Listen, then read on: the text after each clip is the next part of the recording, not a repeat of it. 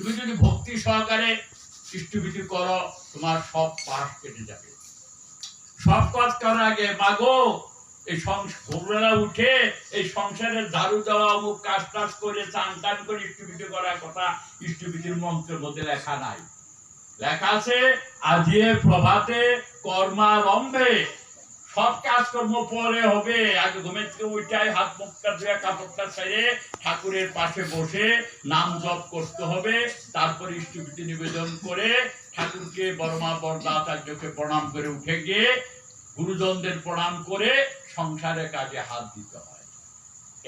এটা যারা নিত্য করে, আরেকটা কাজ, যার যার ঘরে যারা ঠাকুরের আশ্রয় নিয়েছেন সুন্দর করে ঠাকুরের আসন রাখবেন, প্রতিদিন ঠাকুরকে পরিষ্কার করবেন, একটা সুন্দর আলাদা কাপড় রাখবেন, সুন্দর করে মুছে মুছে রাখবেন, পরিষ্কার পরিচ্ছন্ন রাখবেন।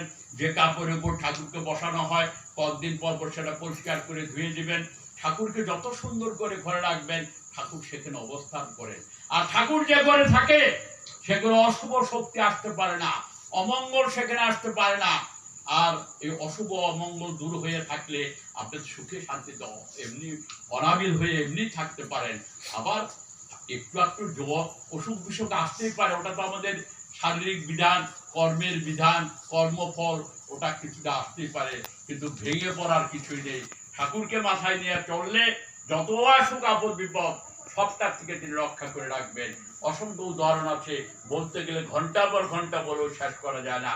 তাই আশা রাখি আপনারা যারা এখানে উপস্থিত আছেন নিজেরাও তো করবেন, আর আপনাদের পার্শ্ববর্তী যে সকল দাদা এবং মায়েরা একসময় ঠাকুরের নাম নিয়ে এখন একটু বিরত হয়ে আছে তাদেরকে বুঝিয়ে সুঝিয়ে আবার নতুন করে এই নামে যুক্ত করার চেষ্টা করবেন।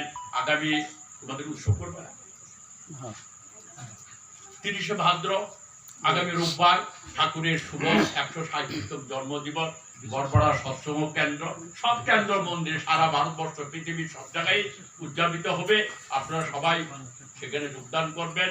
এই যে যেটা বলে গেলাম, যারা যারা এখনো দূরে সরে আছে 2-4 জন করে তাদের নিয়ে যাবেন। ওখানে যে কোনো রীতি